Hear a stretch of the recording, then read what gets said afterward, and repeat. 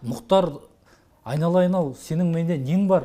Бұл президент 7 жыл отыра алмайды. Пашкевичпен сізді бір нәрсе байланыстыра ма? Ондай фактілер болса, онда журналистер зерттеу жасап, бетіме бассын бұндайды. Мұхтар Тайжанның негізгі миссиясы қандай өмірде? Карин да соған сол айтты, Қошанов да солай сұрақ қойды. Мен жауап берейін енді. Мысалы деп айта аламыз ба? Мынандай өзгерістер болса, Мен артында неше түрлі былай өсектер жүреді ғой.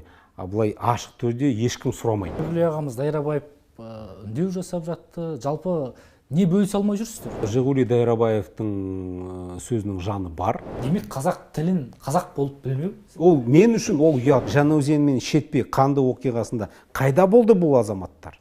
Қазір біз президент боламыз дегенде. Патша жақсы, басқалар жаман, ол Ресей империясының дәстүрі. Нақты осы шешімін үкіметтің мен қолдаймын. Бізде оппозицияны құруға мүмкіндік жоқ. Түрктерде мынадай бір мақал бар екен: топыраққа су қосылса лай болады, қан араласса ол отан болады дейді. Міне, көрдің ба? Жерді сату біздің қанымызда жоқ дәстүр. Қазақстандағы тілдің халін қайтсек жақсартамыз. Қазақ мемлекеті болашақта өте бай мемлекет болады. Келесі президентіміз кім болады? Ол ешқандай құпия емес шығар. Сөз қадірі өз қадірім деп білген ағайынға ассалаумағалейкум. Эфирде жаңа сұхбат, тізгінде Арман Құдайберген, студияда экономика ғылымдарының кандидаты, саясаткер Мұхтар Тайжан. Қош келдіңіз аға. Ассалаумағалейкум. Мұхтар Тайжанның негізгі миссиясы қандай өмірдегі? Бұлай студент кезінен жастайынан бір арманым бар. Ол Қазақстанда түбегейлі экономикалық реформаны енгізу. Өйткені студент кезімде мен Варшава университетін бітірдім ғой. Бізде мынандай өте танымал Лешек Бальцерович деген ұстаз болатын. Сол кісі Польшада 1,5 жылдың ішінде түбегейлі экономикалық реформаны жасап берген. Сен енді білмейсің ғой, өйткені жассың. Бірақ 80-ші жылдары Польшада 10 жылдай бойы әскери ауқал болатын. Көшелерде танкі тұратын, Совет одағынан кезінен келді. Бұлай нан, сабын, басқа бір ең маңызды товарлар карточкамен беретін. Карточкамен беретін. Осындай өте кедей ел болатын да. Ауыр кезінде. Біздің кеңестік кезеңнен бөлініп шыққан шақтағыдан одан да ауыр? Одан да ауыр. Сол бұндай елді осы 1,5 жылдың ішінде экономист, ғылым адам, профессор Лешек Бальцерович 1,5 жылдың ішінде, 2 жылдың ішінде мүлдем басқа елге айналдырып берді. Ол біздің ұстазымыз болған, и осы жас кезімнен осындай арманым бар. Қазақстанда да бұндай экономикалық реформаны жасауға әлбетте болады. Мүмкіндік бар. Мүмкіндік бар, бірақ билікте оған ниет жоқ. Мәселе сода. Неге олай қолқы жоқ, неге биліктің оған ниеті жоқ? Өйткені экономика монополистік болатын болса, егер мемлекет экономикаға қатты араласатын болса, онда жемқор арқылы баюға оңай. Ол кландарға тиімді, ол кейбір шенеуніктерге пайдалы. Сол көріп отырмыз ғой. Forbes-тың тізімі Қазақстандағы қандай адамдар тұр? Ол өздері ештеңе ойлап шығарған жоқ. Олар Илон Маск секілді, Марк Цукерберг секілді адамдар емес. Олар сол мемлекеттік меншігін жекешелендіріп алды да байып кетті. Міне, бұндай адамдарға әлбетте осындай ахуал тиімді. Ал қарапайым халық зардап шегіп жатыр. Міне, мағына сондай. Жыл сайынғы президент жолдауында болсын, үкімет жиындарында көбінде осы экономикалық ахуалды жақсартайық, шағын және орта бизнеске қолдау білдірейік деп жатады. Осы шағын және орта бизнес болсын, немесе жаңағы үлкен көлемді кәсіпкерлік, жаңағы айтады ғой, елдің көп айтатын сыны Қазақстанда ешқандай зауыт жоқ дейді. Осы зауыттар салынған кезде елдің жағдайы жақсара ма? Әлбетте жақсарады. Өйткені зауыт не береді? Зауыт жұмысшы орындарын береді, жастарға жұмыс береді, балық емес қармақ береді. Мына шағын немесе орта бизнесті дамытамыз үнемі айтады мына билік. 30 жыл бойы айтып жатыр. Бірақ іс жүзінде ештеңе ол үшін жасап жатқан жоқ. Ол тек қана құр сөз ғана қала береді.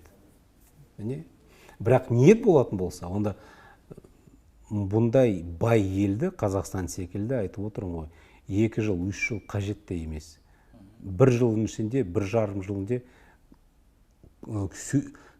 көзге түсетін өзгерістерді әлбетте енгізуге болатын еді.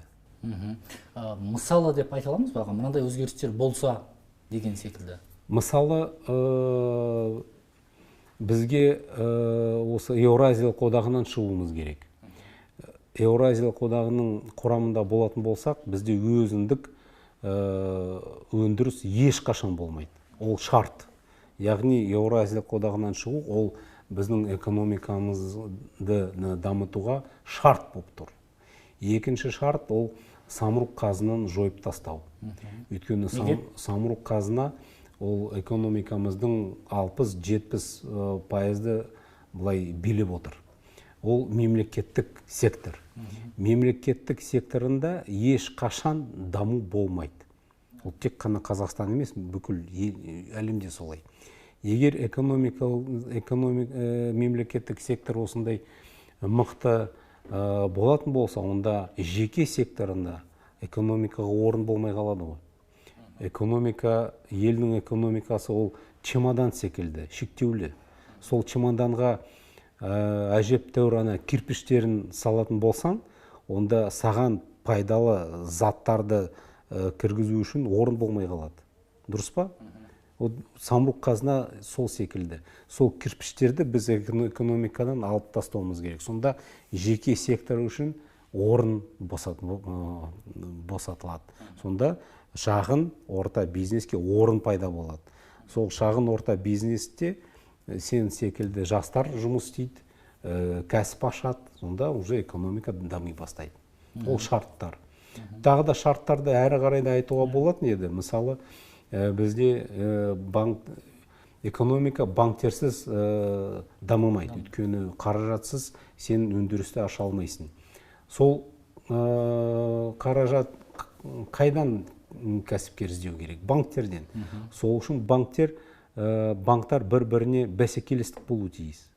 Бізде өкінішке орай банктерде монополизм бар деп айтар едім. Онда кәсіпкерлер қайдан кредит алады? Ол бір. Екіншіден, бізде учетная ставка дейді, ұлттық банкінің қазіргі таңда 16%-ның деңгейі. Деңгей 16%. Өсіп келе жатыр. Яғни несиелердің құны 20%-дан кем болмайды. Бұндай несиені кім төлей алады? Айтшы. Ол қандай бизнес көтере алады бұндай процентті? Әлбетте, онда кәсіпкерлер баратта даму деген ұйымға жалынып барат, сұрайды, пайызын мемлекет өз мойнына алсын. Яғни әр бизнесмен мемлекетке тәуелді болады. Дағы да шиновниктерге барып жалыну керек. Рас па? Ондай болмау керек. Яғни егер президент Тоқаевта ниет болатын болса, әлбетте мұндай реформаны жасауға болатын еді. Ол үшін жаңа адамдар кіру керек. Ол үшін мына сайлаудан кейін президент Тоқаев егер шынымен ниеті болса, онда халықтың сенімі бар үкіметті құру керек. Мына өйткені жаңа жүйені ескі адамдар құра алмайды. Енді өзі де ескі жүйенің адамы болса да, бұлай өркениетті білімі бар адам ғой. Сонда ол мынандай үкіметті ашу керек. Жаңадан. Бірақ оған барады деп сенбеймін. Күмәнім бар. Жалпы жыл сайынғы жолдауларды талдап, осы нақты экономикалық тұрғыда бір саралап отырасыз ба аға? Міндетті түрде. Үнемі. Неге бізде қазір осы жолдау кезінде нақты тапсырмалар беріледі, нақты жобалар жүзеге асады да, бірақ іс жүзінде жасалынбай, келесі жолда тағы да сол тапсырма айтады? Арман бауырым, ол алдау ғой. Мен іс жүзінде демократ болам деп айта алам, басқа мынандай спортсмен болам деп айта алам, мынандай не. Бірақ ол үшін әрекет жасау керек қой. дұрыс па? Сен іс жүзінде ғана осындай болам деп айтсаң, ол ешкімге тиімді емес ол. Бізге құр сөз емес, бізге нақты қарекет керек. Сол менің айтарым. Бізге менің ойымша халық құр сөзге тойып отыр. Өміріміз өтіп бара жатыр.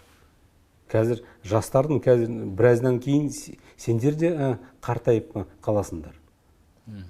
Мысалы Солтүстік Корея, Туркменистан, қазір мен байқап отырмын да, қаншама коучтар пайда болды. Сен былай істесең, байып кетесің, бақытты боласың. Мысалы сол коучтерді Солтүстік Кореяға апарсаң, қаншама сабақ берсе, сол халық бәрібір кәсіпті аша алмайды. Бәрібір байып кете алмайды, дұрыс па? Өйткені мемлекеттің жүйесі сондай, мүмкіндік бермейді. Сол үшін мәселе коучтарда емес, мәселе мемлекеттің саяси және экономикалық жүйесінде. Егер халықты байытам біреу десе, онда ол саясатпен айналысу керек. Өйткені саясат арқылы ғана біз халқымызды байытып кетеміз. Сізді саясаткер деп таныстырдым ғой жаңа. Дұрыс. Оның мәнісі сол жерде ғой. Сол ғой, мен саясатпен айналысып жүрген адаммын ғой.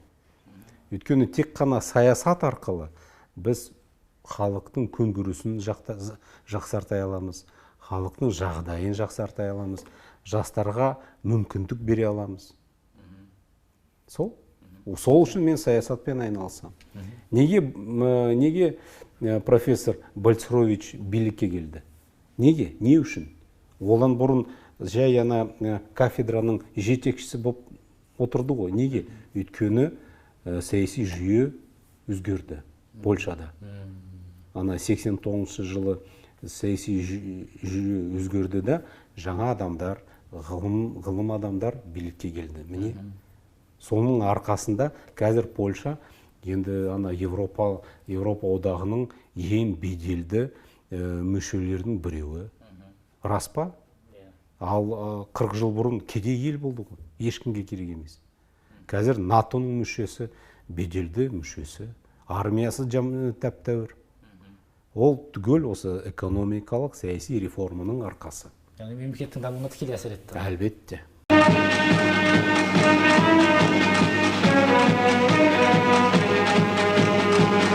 Осы соңғы 2-3 күнде Қазақстандағы әлеуметтік желілер дүр сілкінді десек, артық айтпаспын.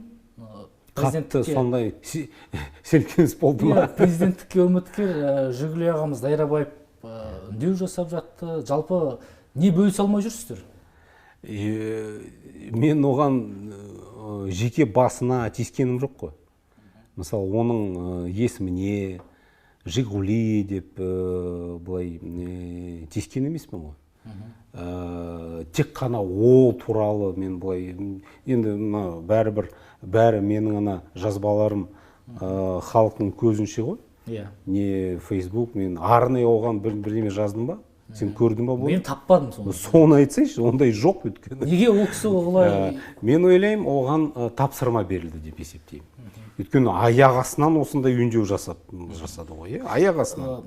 Мұхтар, айналайын-ау, сенің миыңда нең бар? Ұят емес па деді? Сол, как будто бы мен оған қатысты бірдеме үндеу жасадым ба, мәлімдеме жасадым ба, бірақ ондай жоқ қой. Таппадым. Мен Инстаграмым бар, Фейсбугым бар, Ютуб арнам бар. Бар ма бірдеме? Жоқ қой. Сол үшін менің ойым, ол Ақорданың кімдер, саяси технологтар осындай тапсырма берді деп есептеймін. Сосын мен айттым, ол маған айтты ғой, Мұхтар, шық, мен дайын, мен пост жаздым ғой. Көрдің ба? Оны көрдім. Шықсақ шығайық. Кез келген YouTube арнаға шығайық, телеарнаға шығайық, бар сұрақтарыңыз болса, мен жауап бере алам. Сосын байқасам, дауысты көтерген екен. Кәдімгі айғайлап. Ұрсып жатқан секілді. Мен ол кім маған дауысты көтеру? Менің ойымша, ешкімнің басқа бір бөтен адамға, енді баласы, немересі болмаса, ешкімнің Қазақстан азаматының ар намысына тиюге болмайды. Сен жарайды, сенің дәлелдерің болса, онда сен сабырлы түрде айта бер. Заң аясында. Бірақ бұлай дауысты көтеріп, айғайлап, оның ешкімге құқығы жоқ. Қазақстанда бүгінгі таңда маған дауысы көтеретін адам жоқ.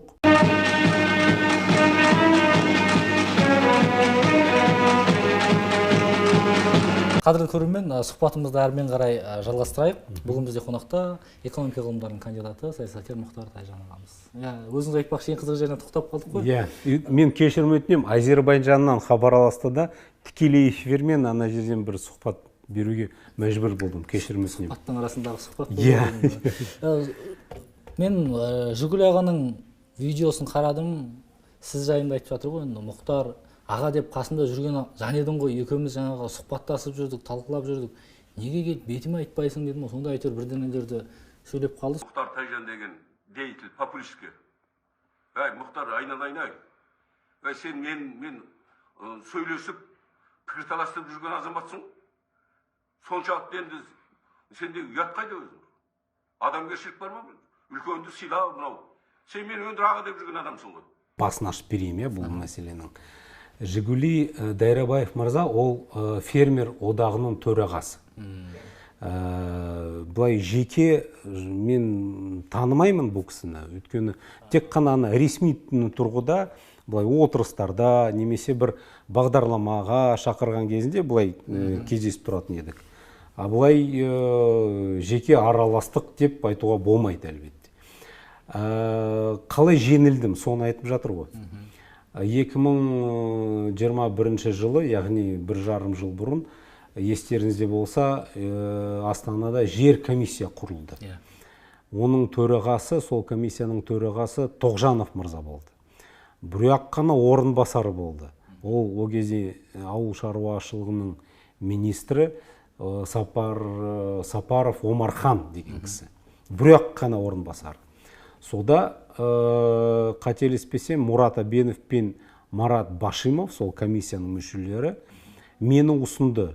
Екінші тек қана чиновник емес, министр бір қоғамның өкілі де орынбасар болсын Тоғжановтың да, өйткені жұмысының ашықтығы үшін.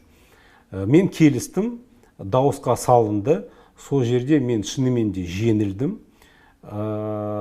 Жигули Дайрабаев жеңді. Ол кезде ол фермерлердің одағының төрағасы. Бірақ маған 16 дауыс берген екен. Мен қатты таңғалдым. Өйткені сол комиссияның ішінде кілең шенеуніктер, кілең нұр отандықтар ол кезде. Бұлай қоғамның атынан адам өте аз болды. Қайдан сол 16 дауыс маған берді, мен өзім таңғалдым да. Сол кезде әлбетте Жигули Дайрабаев жеңді, ол орынбасар болып, мына комиссияның тағайындалды. Міне сол туралы айтып жатыр. Ал сол комиссияның жұмысының менің өз басымның көңіл толған жоқ. Себебі бұл комиссия төраға Тоғжанов, бір орынбасары Сапархан Омаров ол кезде министр және Жигули Дайрабаев. Бұндай конструкцияның кесірінен деп білем. Өйткені бұлай қоғам, азаматтық қоғамнан ешкім болған жоқ. Басшылықта дейік. Комиссия әлі шешім шығарғанша, сол комиссияның атынан бүкіл өнерлерге жерді жекеге беруге рұқсат деген протокол барды. Әлі шешім жоқ, әлі дауысқа салынған жоқ. Уже протоколдар кетті. Ол қалай ол адал ойын емес деп білем. Мен ол кезде дау шығардым. Мына протоколдарды, ол қалай, біз әлі бұл мәселені шешкен емеспіз. Уже протоколдар кетіп жатыр. Ол не ол? Сондықтан сол комиссияға менің көңілім толған жоқ. Қазіргі таңда осы жерді жекеге сату-сатпау мәселесі мораторийдің астында тұр. Бірақ түбегейлі сол мәселе әлі де шешілген жоқ. Міне. Осы туралы айтып отыр. Түсінікті, жақсы. Осы тақырып жайында соңғы сауалымыз болсын. Жигули Дайрабаев өзінің үндеуінде Мұхтар, сен ауылдың хәлін білмейсің ғой, ауылда көрмегенсің, тұрмағансың дейді. шын мәнісінде ауыл шаруашылығы саласы болсын, осы саланы сіз алып кете алар ма едіңіз? Тағы да бұл жерде Жигули Дайрабаевтың сөзінің жаны бар. Мен шынымен де қалада өскен қазақпын. Мен оны ешқашан жасырмаймын. Мен ол менің кемшілік деп ойламаймын. Өйткені кешірім өтінем, халқымыздың тең жартысы қазір қалада туып өсіп жатыр. Ол да біздің қазағымыз. Былай қарасақ, бірақ түбі бәріміз ауылдан шықтық қой. Өйткені менің атам мысалы ауылдан шықты. Қайдан шығады енді? Басқа. Сол үшін былай мен өз басым ауыл шаруашылықтың маманы деп өзімді ешқашан айтқан жоқпын. Мен экономистпін, бірақ ауыл шаруашылықтың маманы деп мен айта алмаймын өзімді. Бірақ кешірім өтінем, жермен айналысуға кез келген қазақтың құқығы бар. Өйткені жер ол тек қана фермерлердің мәселесі емес. Ол бәріміздің ата-бабаларымыз сол жерді қанмен қорғап бізге аманат қылған. Ол бәріміздің ортақ жер, ол бәрімізге ортақ мәселе. Ал тағы да айтарым, жер ол бүгінгі таңда экономикалық категориясы. Жер ол тек қана мемлекеттің емес, ол экономиканың негізі. Сол үшін жер қандай реттеу керек, менің ол пікірімді айтуға құқығым бар деп есептеймін, экономист ретінде. Ал кімдікі дұрыс, кімдікі бұрыс, халықтың өзі шешсін. Егер біздің халқымыз жоқ, Мұхтардікі бұрыс, біз жерді жекеге сатуымыз керек деп айтса, көпшілік шеше мен көнем. Бірақ менің ойымша, жерді сату біздің қанымызда жоқ дәстүр. Сол үшін мен оған қарсы шықтым. Және де сол жеке меншіксіз да ауыл шаруашылықты, жалпы экономиканы дамытуға болады.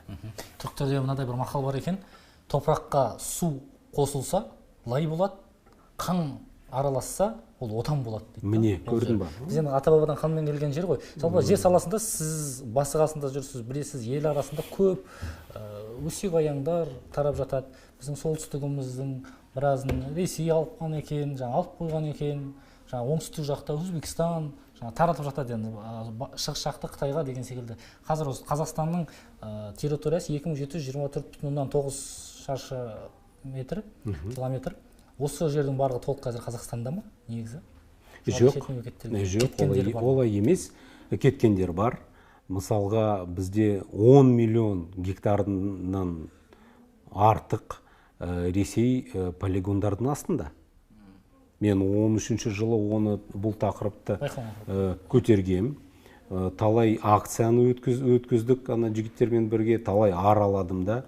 Бізде ең үлкен полигоны ол Байқоңыр, қазіргі таңда. Сарышаған, ол Эмба деген, бірақ жабылды, біз шыққаннан кейін жабылды. Атырауда Тайсоған мен Азғыр, ол да былай қайтарылып жатыр. Маңғыстауда Сенек деген жерде бар полигон. Барлық жеріміздің ие болып отырмыз деп айта алмаймын. Және де мысалы солтүстікте ауыл шаруашылық жерлері енді мыңдаған гектарлар ғой. Қазір Сбербанкның кепілдік ретінде тұр. Сбербанк кімнің банкі бәрімізге мәлім. Сол үшін бұл жерде әлі жұмыс көп. Жақсыға. Кешегі тапсырма берілді деп жатсыз ғой енді Жигули Дайрабаевқа. Солай ойлаймын, ол менің версиям. Содан кейін шығар бәлкім. Не үшін шықты, мен өзім түсінбей қалдым. Сіз жайында менталитет деген телеграм арнасында мынадай ақпарат шықты.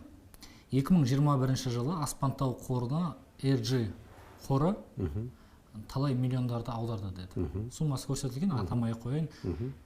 Неге көрермендерге неге айтпаса? Жақсы, 40 миллион сумма RG қоры Аспантау қорына аударылыпты. Ол қордан сіздің ұлыңыздың атына ақша келіп түскен деген нақты ақпарат шықты. Нақты дерек жоқ дегенмен. Сол бойынша мен сізден сұрағым келгені, жалпы RG қорымен нақтылап айтсақ, олигарх Машкевичпен сізді бір нәрсе байланыстыра ма? Негізі. Сұрағына рахмет. Мен бұндай сұрақтарды жақсы көрем. Өйткені мен артында неше түрлі өсектер жүреді ғой. былай ашық түрде ешкім сұрамайды. Маған жауап беруге де ыңғайы жоқ та. Сол үшін рахмет. Сол мәселені біз басын ашып берейік. Менің ұлым бір халқы аралық жобамен айналысты. Илон Маскіге барып, өз бір сайманды шығарып, жарысқа қатысқан еді. Сол сайманды шығару үшін ол халыққа қырық, ол Қазақстанның жобасы болған жоқ.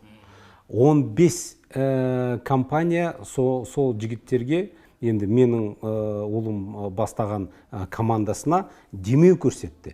15 халқы аралық фирма. Мен саған айтайын, мысалы оның біреуі кім? Бектел деген компания, американдық. Ол бірнеше миллиард обороты бар ғимараттарды салып тұратын компания. Тағы бір компания, бір атын ұмытып отырмын да, ол Лондонның метросын, туннельдерін қазып тұратын компания. Үлкен, 15.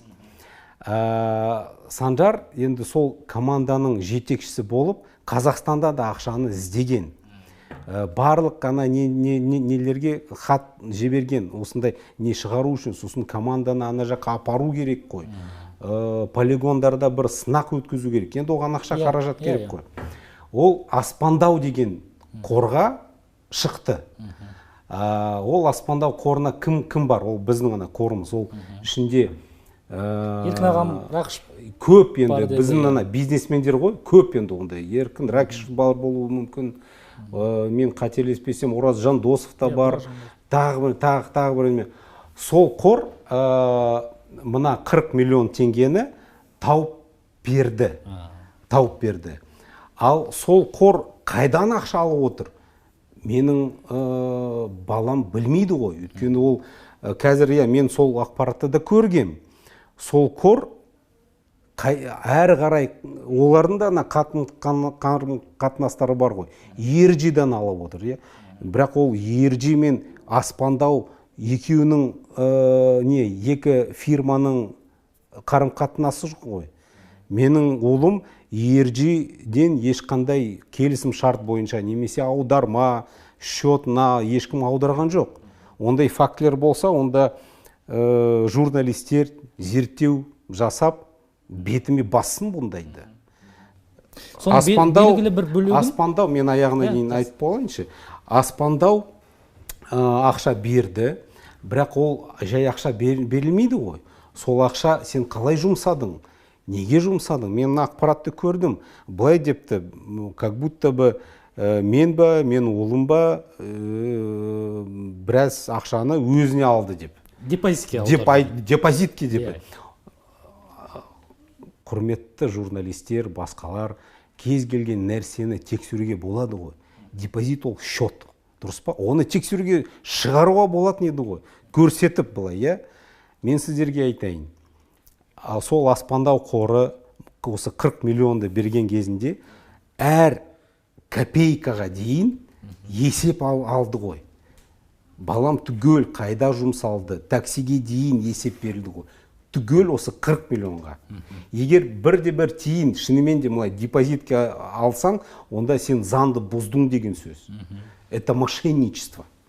Өйткені түгел целевое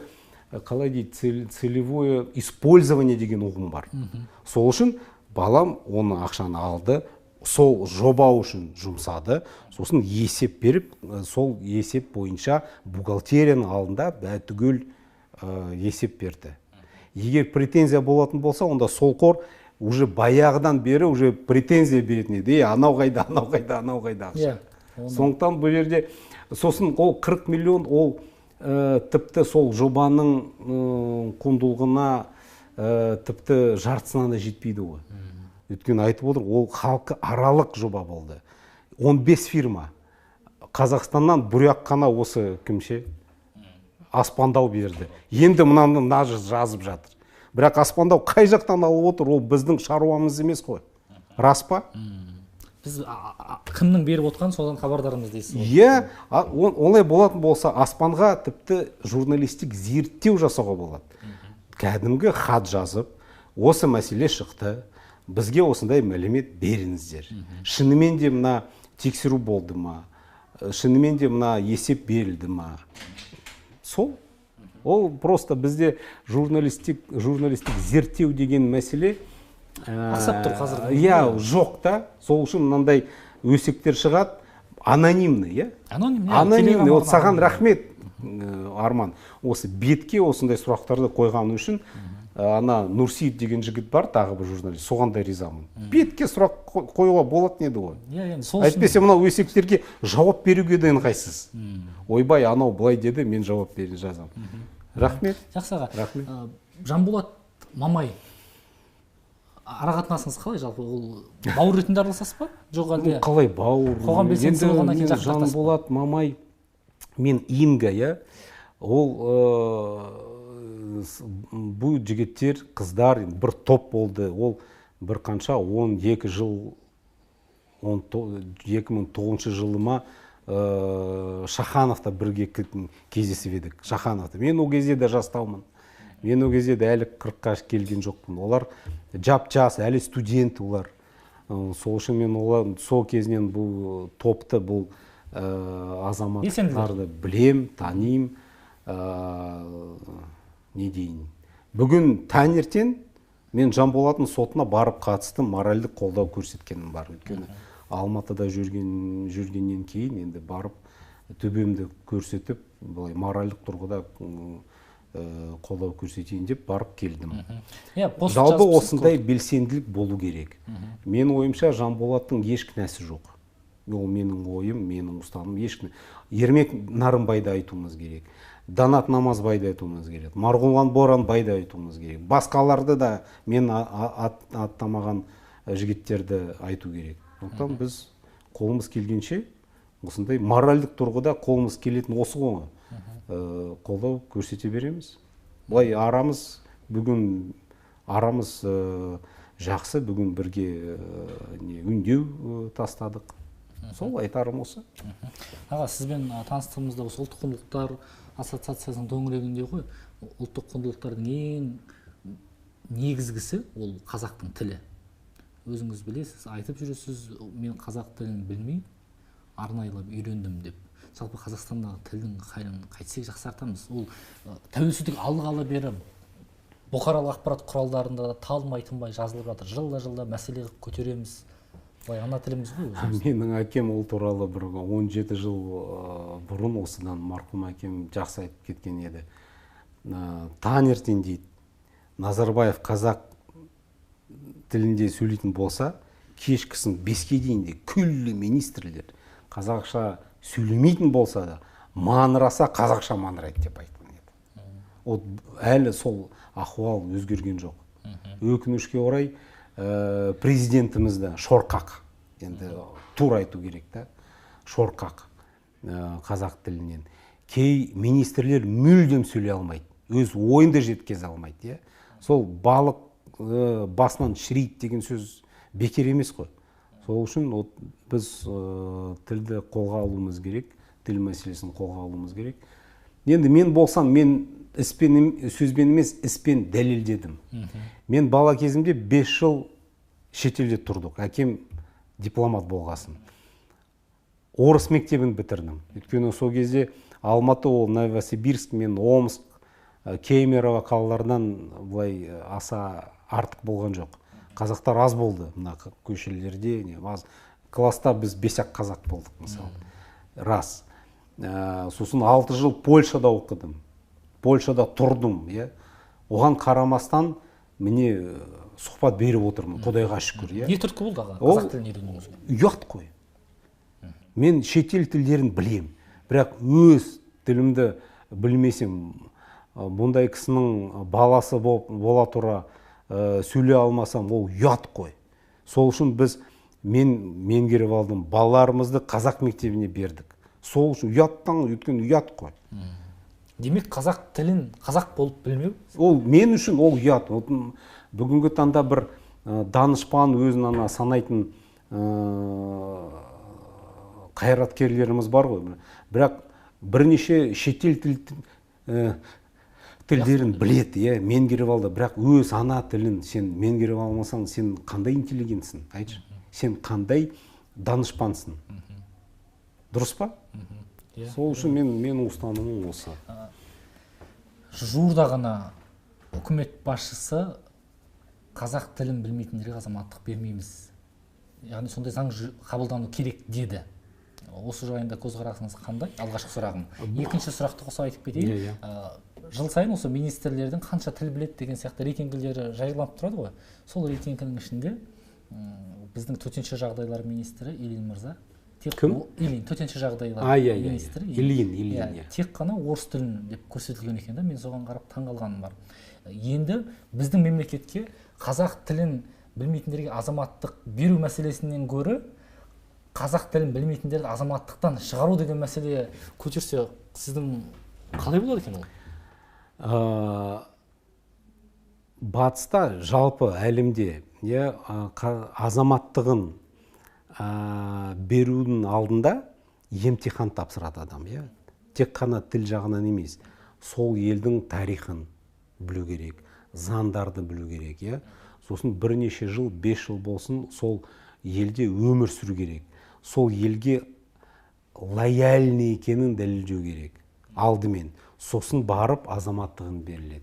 Ал бізде бүгін арыз жаздың ба, ертесіне бере салады. Қазақ мемлекеті болашақта өте бай мемлекет болады. Көресіңдер әлі. Өте бай. Біз көреміз бе? Көреміз. Мен де көремін, сіздер де көресіздер. Бай мемлекет болады.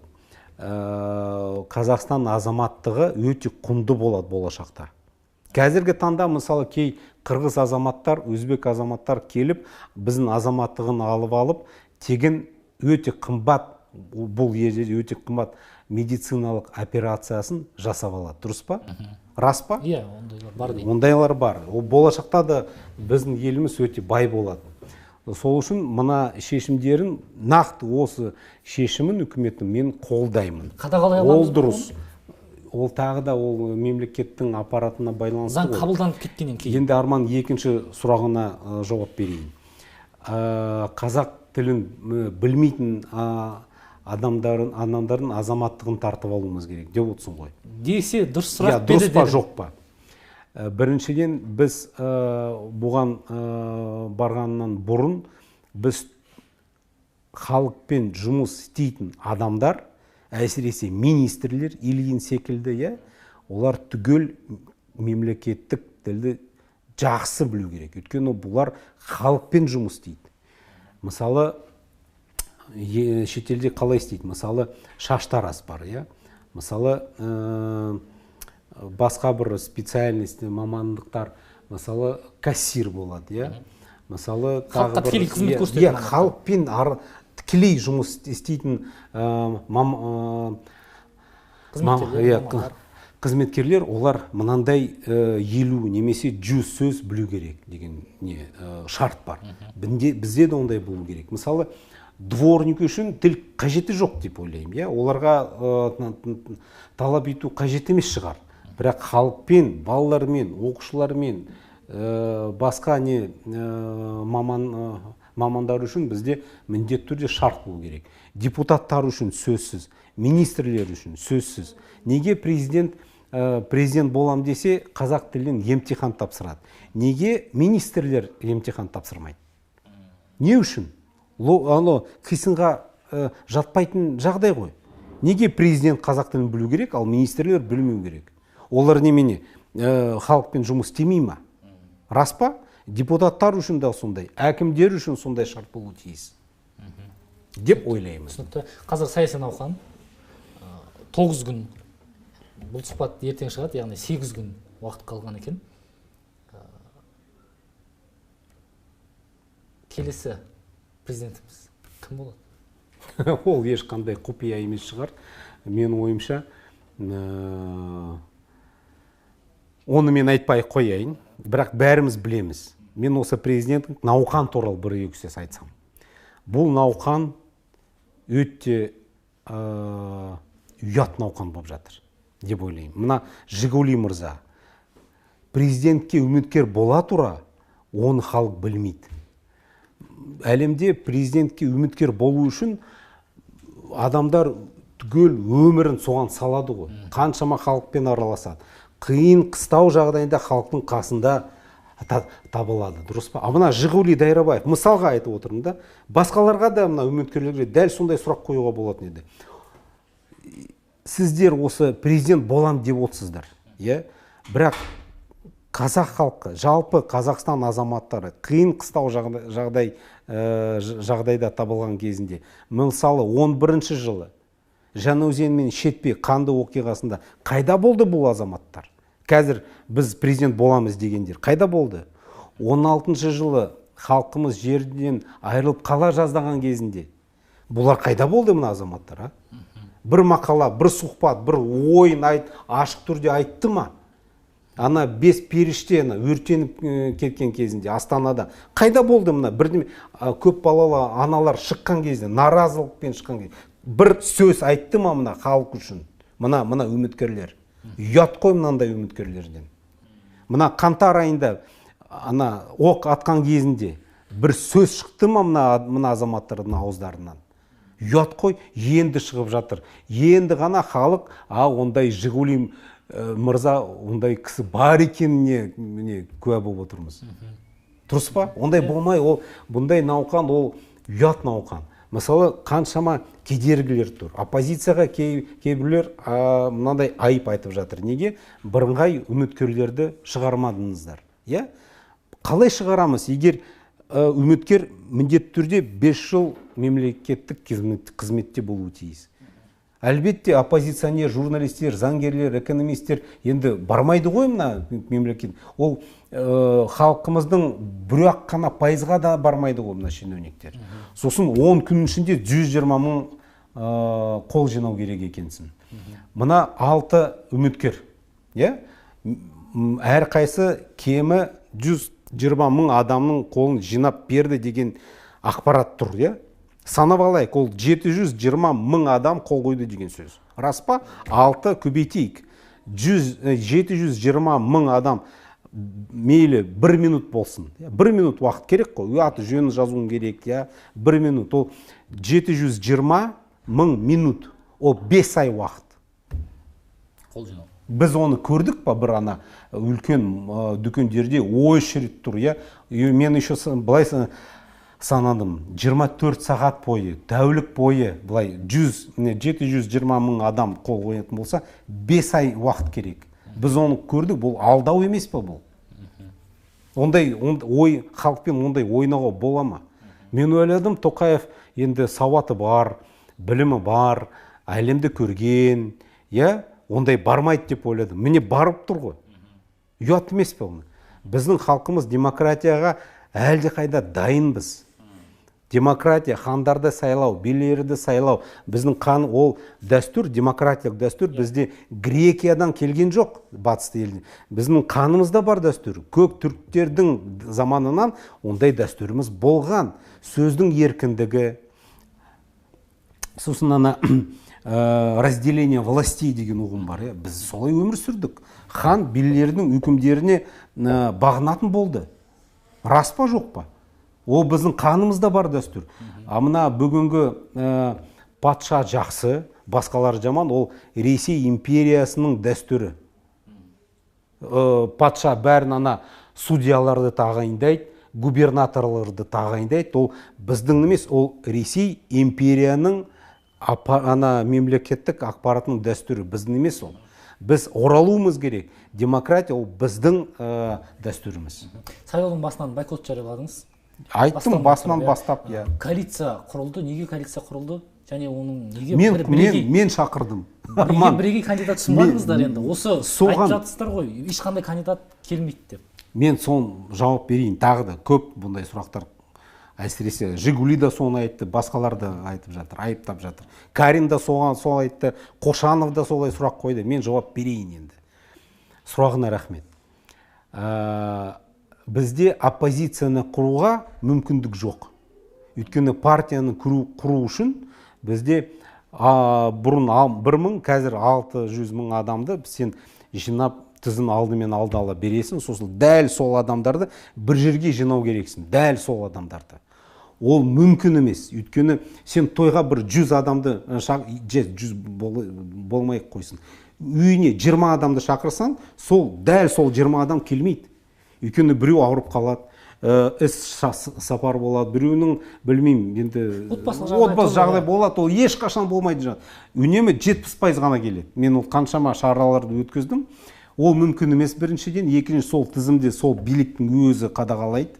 Екіншіден сол бұндай зал, үлкен залдарды өздері қадағалайды. Қаншама, сондықтан сол бізде ресми түрде оппозицияны құру мүмкін емес. Сондықтан бізде оппозиция жоқ деп айтады. Әлбетте жоқ. Белсенділер бар, ұйым жоқ. Ұйымға жол жоқ. Ол бір. Екіншіден, бірыңғай кандидатты ұсынбадыңыздар дейді. Жасарал Қуанышалин ағамыз оппозиционер ма? Оппозиционер ғой, нағыз. Инга Иманбай оппозиционер азамат белсенді ма? Олар өз кандидатурасын ұсынды ғой, мыналар жібермей қойды ғой. Қалай еще сұрайды сосын, мыналар неге ұсынбады? Өздері жібермей жатыр да, мынандай кедергі жасайды да, сосын сұрайды, оппозициямыз қайда? Ол күлкілі нәрсе емес пе? Құрметті Ерлан Карин мырза, Ерлан Қошанов мырза. Ол күлкілі сұрақтар ғой. Сіздер барша, тек қана бізге, барша халыққа мүмкіндік беріңіздер. Мына 600 адам неге цифровой түрімен жинауға болмайды? Бүгінгі таңда ЭЦП бар. Әр адамның қолында Каспий бар, Хомбанк бар, басқа ЭЦП бар. Сол біз ЭЦП, Каспий банк арқылы мүлігімізді сатай аламыз. Өз қаражатымызды бір жерге жібере аламыз. Ал партияға қол қоюға ЭЦП арқылы болмайды екен. Өздері Нұр Отан, аманат, онлайн съездерін өткізе береді. Төрағаларын онлайн түрде ауыстыра береді. Ал бізге тек қана шынайы жинау керексін адамдар. Ол әділетті ма ол? Неге ЭЦП, неге цифрлық тұрғыда партияны тіркеуге жол ашпайтыналар? Өздері айтады ғой, цифрлық заманында тұрмыз. Неге сонда мына жерде цифрлық құралдарға жол ашық, ал партия келгенде жоқ, тек қана осы қағаз тұрғыда жасауға болады. Осындай жауап берер едім. Демократиялық күштер коалициясын сіз жинадым деп жатсыз. Енді мен ұсындым, өйткені біз бір-бірімізге бәсекелестік жасайтын болсақ, теннисшілер, спортшылар секілді, бір-біріне бәсеке. Бірақ бәрімізге, теннисшілерге де, спортшыларға да, саясаткерлерге де адал шарт керек қой. Біз сол адал шартқа бәріміз бұл жерде мүддеміз бір. Бәрімізге ойынның адал шарты болу керек. Бұлай үстелдің астында шулерский ойын бізге керек емес. Бәсекелестік жасайық. Ол халықтың өзі таңдау жасасын, бірақ ойын адал болу тиіс қой. Сол үшін мен шынымен де хабарластым. Мен жүк көретін адамдарға да мен қостым чатқа. Өйткені ол менің баламның тойы емес. Ол жалпы халықтың мәселесі. Мен чатқа қосылай бердім. Егер бір адам шығатын болса, ешқандай айып жоқ. Ол тек қана оның өзінің таңдауы. Кіруге де рұқсат, шығуға да рұқсат. Демократия. Демократия. Жақсы. Бұйыртса, тура 10 күннен кейін жаңа президент сайланады елде. 7 жыл. Ескі президент деп айтайық. 7 жыл мерзімге сайланады. 7 жылдан кейін келетін президент қазір арамызда жүр ма негізі? Енді қайдан шықсын? Ол сайланған президент қайта келе алмайды. Елдің алдында ма деген сөз? Кім ол мүмкін? Нақтылайын сұрағымды. Бәрімізге байланысты. Біз белсенді болсақ, біз авторитарлық жүйеде өмір сүре береміз. Жастарда сендерде шанс болмайды. Авторитарлық жүйе жастарға шанс бермейді. Солтүстік Корея, Түркменистан секілді. Сол үшін бізге реформа керек, бізге адал шарт керек. Мен ойлаймын, мен болжамдаймын да, мен ойлаймын, бұл президент 7 жыл отыра алмайды. Менің ойым. Бәрібір халық талап етеді. Бәрібір 7 жылға жетпей, жаңадан конституцияны жаңадан жазып, сайлау шарттарын жаңадан жазып, біз адал тұрғыда әлі сайлауды ұйымдастыра аламыз деп сенемін. Жақсы аға, көп рахмет. Жақсы. Амандықта жүздесейік. Жақсы. Шақырғанына рахмет. Қадірлі көрермен, жаңа сұхбат осымен тәмам. Лүпіл басыңыздар, пікір жазыңыздар, сын болса оны айтыңыздар. Келесі қандай қонақ шақырамыз, оны да жаза кетіңіздер. Амандықта жүздескенше. Рахмет. Сау саламат болыңыздар.